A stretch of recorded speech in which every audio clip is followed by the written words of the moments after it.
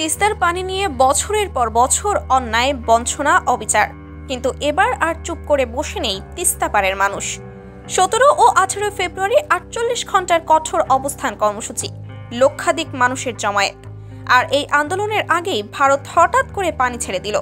প্রশ্ন একটাই, এটা কি কাকতালীয় নাকি আন্দোলন ভেস্তে দেওয়ার ষড়যন্ত্র?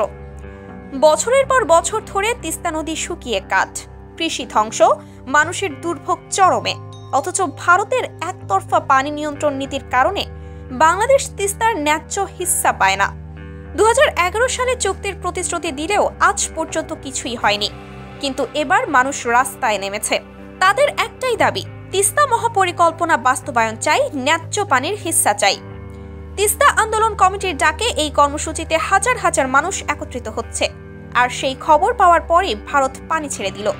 এটা কি ন্যায্য হিস্সা নাকি সাময়িক চাপ সামলানোর কৌশল? তিস্তা পাড়ের মানুষ স্পষ্ট বলছে, এটা একটা ষড়যন্ত্র।